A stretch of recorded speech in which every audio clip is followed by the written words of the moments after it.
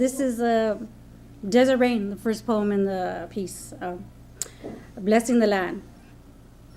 Thick clouds pulled over the cielo like a charco bravoso. Loud claps pounded as if manos slapped masa together, thundering their message, I'm coming, I'm coming. And the withering grass like a viejito perked up to see a barullo. Everyone looked up to the gray-white puffs draping the sky. Nopal and hefty maguey stretched upward for fat drops. They waited so long for summer rains to inspire life again. And the sky opened its boca and awed a desert rain wind. Streams of plump gotas fell on the top of the thirsty tierra, splattering the ground, leaving half lunas on the land. Socorro stepped outside of her blue home near the freeway, let the warm water wet her brown arms by the awning's edge. She inhaled deeply, moist zacate, tierra, driveway, Zacatecas, el valle de mi corazón, Xochi, allá en el pueblito donde yo nací, olía como ocotillo y tunas. Xochi clung to her ma's pale blue vestido, smiled, and stared at the big sky while standing on the red porch. Vowed a little sueño to herself and kept it tucked inside. She proclaimed proudly in her 6-year-old voice, Zacatecas, mami, Zacatecas. Socorro laughed, and with her moist fingers she anointed herself, then her daughter with midday desert rain in the city. The agua took her back to her childhood in Mexico, rain that blessed her alma como copal, shrouding her skin. She inhaled the desert aroma over concrete, nopales, and limones beneath splintered street telephone wires. Socorro breathed in once and inhaled Mexico in East LA.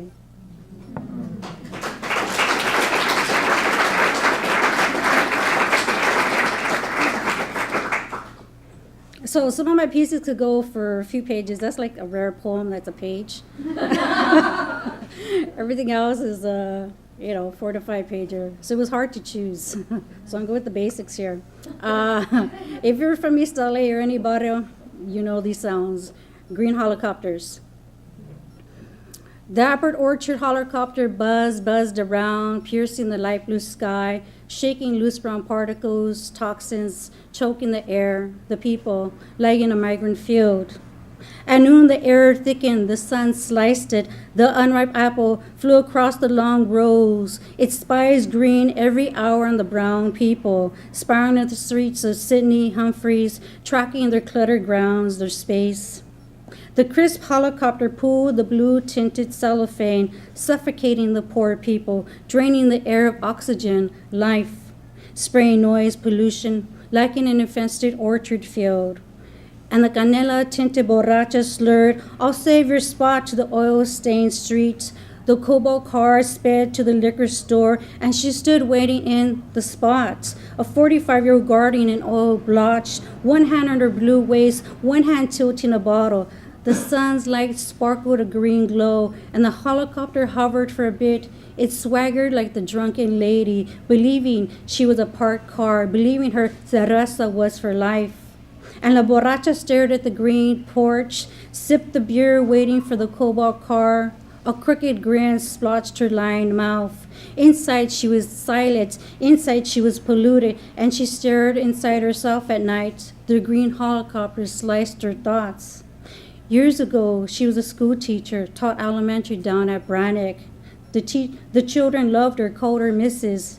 Teacher, Brian is looking at me. She'd smile with a squint, mija? And that was all she needed to do. The Dapper Orchard helicopter cut the sky, piercing the souls wandering, tinting their lives green every day, watching the people with the scope, like criminals in prison.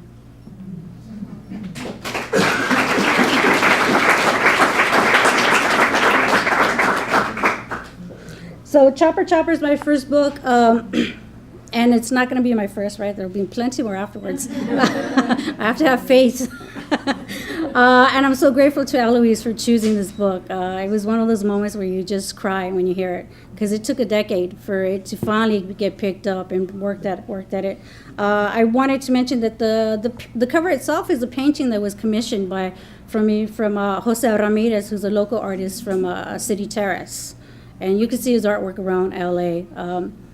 But it's one of those trust moments where you ask somebody, you know, can you do this for me? And they ask you, well, what do you want me to do? As long as you capture the energy of the poems. I was going to read another poem before I came to this crowd, and I thought, well, there's a lot of queers in here, and a lot of queer-friendly people. So I'm going to change my poem. And it's an interactive piece, and hopefully you'll do the shouting that I just want you to do. Don't have an orgasm. But when I say panocha, all you have to do is scream power. You'll feel good about it. That's the end. All right. The queer crowd screamed dreamy orgasms. Books lined the narrow aisles of the store. An evening poetry reading was on its way. And like usual, the Chicana poet was on Chicana Lesbiana time, allot 15 minutes for each title. They, her friend, and she were still on the freeway. On the 110, the truck was squeezing, twirling along the narrow road that led to the place. Not sure she was going to make the gig on time, but what the fuck, she'd been late to almost a reading in this barrio.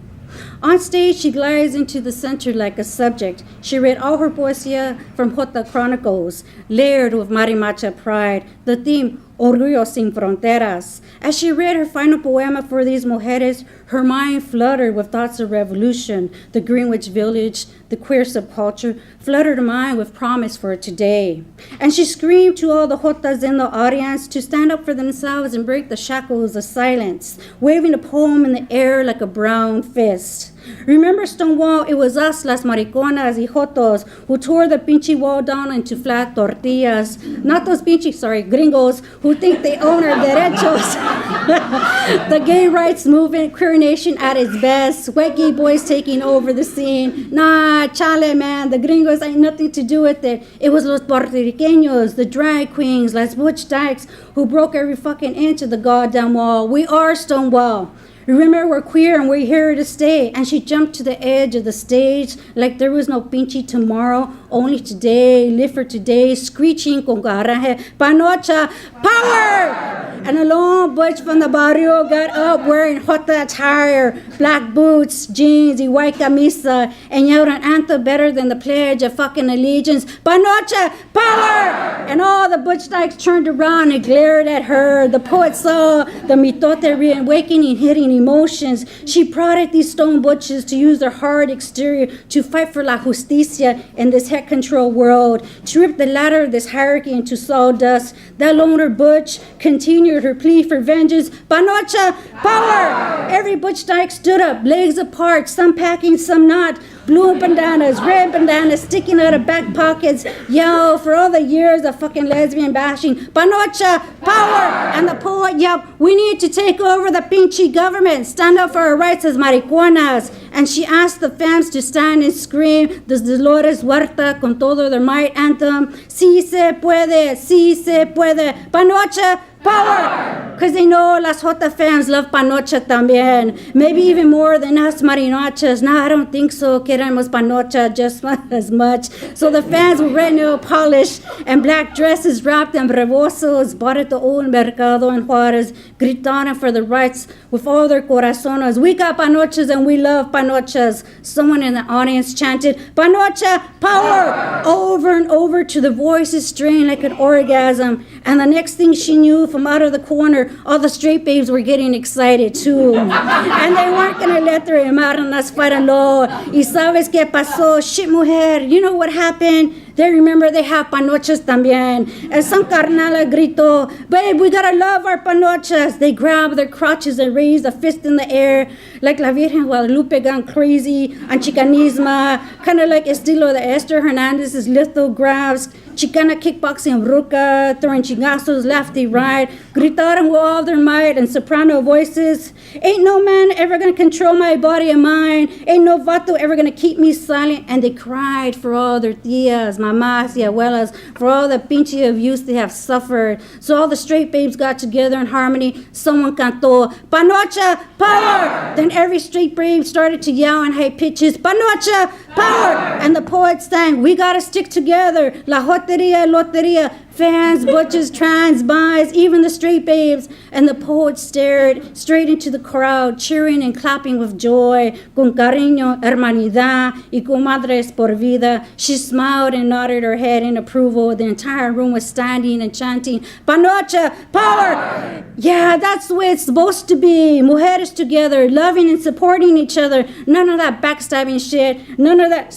gringo power trip crap. And the poet shouted, one last grito de Dolores para her mama and all the women who came before her, who carved the path and created this red road to follow. Everyone stood on their feet and threw a grito con orgullo, Panocha, power! Panocha, power! Panocha, power! Gracias.